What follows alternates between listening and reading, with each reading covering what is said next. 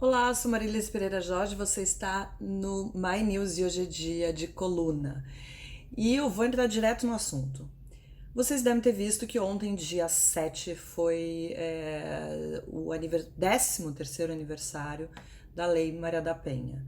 O que é essa lei? Por que ela é tão falada, tão celebrada? Eu vou contar um pouquinho para vocês como é que surgiu essa lei, apesar de muita gente imaginar, né? Por que isso aconteceu? E também falar sobre a questão do feminicídio.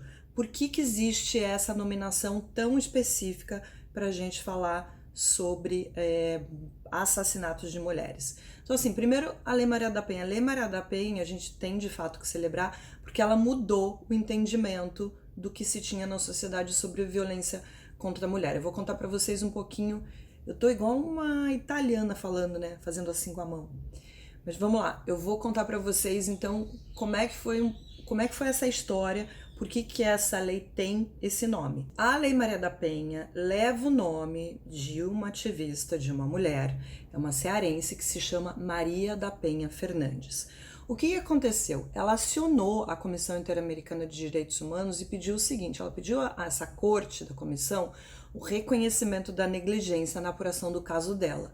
Tinham já se passado 15 anos, ela tinha sofrido 2 tentativas de homicídio por parte do seu ex-marido e ela acabou ficando paraplégica. Vocês devem se lembrar, vocês já devem ter visto a imagem dessa mulher em vários eventos, ela já deu muitas entrevistas falando sobre o assunto, é a Maria da Penha Fernandes. O que aconteceu? O Estado foi responsabilizado, enfim, por não ter feito nada e recebeu a recomendação de preparar políticas que fossem voltadas para erradicar, para diminuir, para prevenir a violência contra a mulher.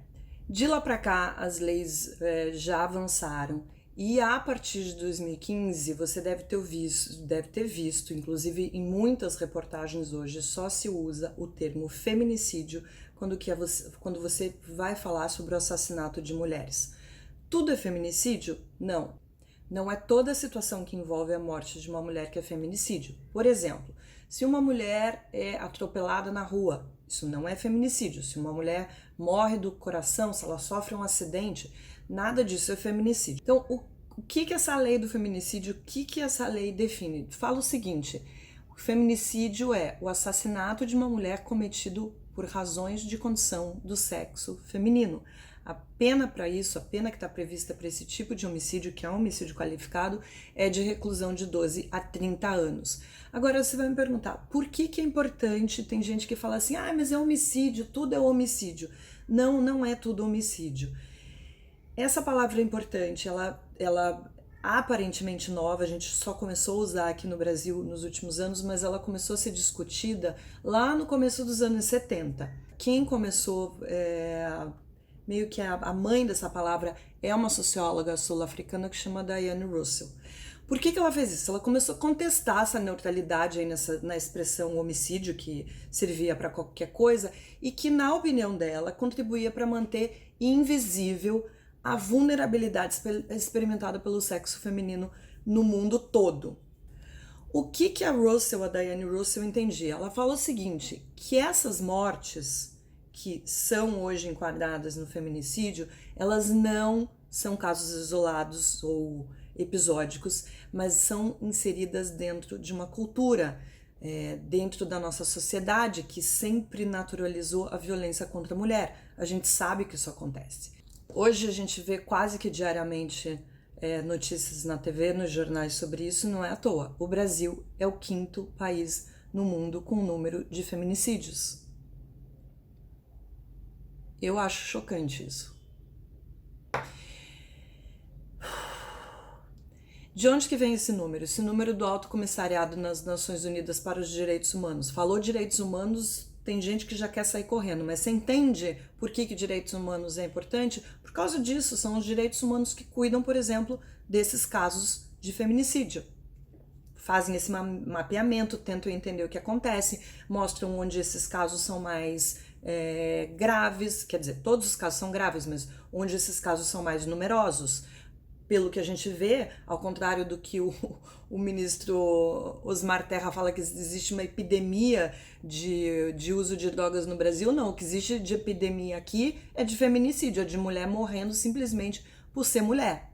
Olha essa comparação, que loucura.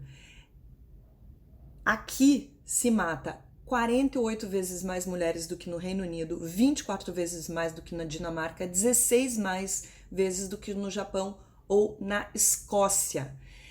O mapa da violência do Conselho Nacional de Justiça mostrou que o número de mulheres assassinadas aumentou no Brasil. Entre 2003 e 2013, passou de 3.937 casos para 4.762. Há uma grande discussão hoje em dia se de fato esses casos aumentaram ou se eles estão sendo não apenas notificados, porque claro, todos os casos eram, mas por conta dessa tipificação de hoje a gente ter um nome para dar para esse tipo de crime, isso agora está tendo um mapeamento mais específico, que é muito bom, que é para a gente conseguir entender a nossa realidade. Então, só recapitulando, em 2015 o Brasil alterou o nosso Código Penal e incluiu essa lei, que é a Lei 13.104, que tipifica o feminicídio como homicídio, mas reconhece o assassinato de uma mulher em função do gênero, ou seja, a mulher só morre porque é mulher. Dá para entender então por que existe essa diferenciação? Por que não é tudo homicídio? Tem gente que às vezes fica revoltado, mas tudo é homicídio. Sim, ninguém está dizendo que um tipo de morte é pior do que o outro. Não é isso. Mas é preciso que a gente entenda as condições em que as pessoas morrem aqui, porque isso é importante para uma questão de prevenção. Tem um outro dado que é super interessante e que é bastante chocante, que é o seguinte, que mostra que 1/3 dos homicídios das mulheres no mundo, 35%, são cometidos por seus companheiros. Isso é dado da Organização Mundial da Saúde. Enquanto que 5% dos assassinatos de homens são cometidos por suas parceiras. Você consegue entender, então, por que é importante que a gente discuta isso? Por que a gente fale da violência doméstica? Por que as pessoas comecem, sim, meter o bedelho na vida do vizinho? Quando você ouve, por exemplo, alguém gritando... Quer dizer, eu, pelo menos, nunca aconteceu isso comigo, ainda bem, mas assim, se eu ouço alguém gritando, uma vizinha gritando, eu vou lá assim bater na porta, ou então vou ligar para a polícia, vou fazer um escarcéu para que alguma coisa seja feita. A gente tem que meter, sim, o bedelho. Por que a gente está acostumado a fechar os olhos para essa violência? Porque sempre foi assim.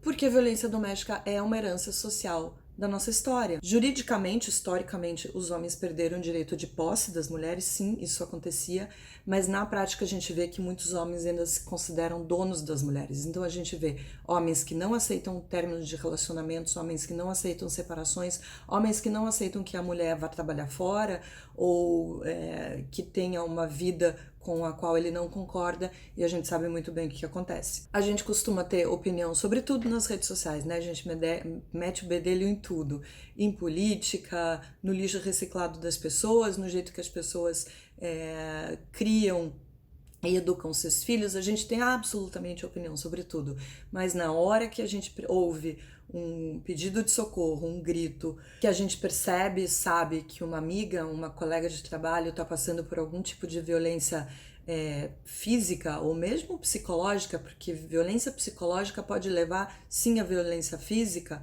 e às vezes é tão grave quanto, a gente simplesmente fecha os olhos, a gente simplesmente faz de conta que não é com a gente.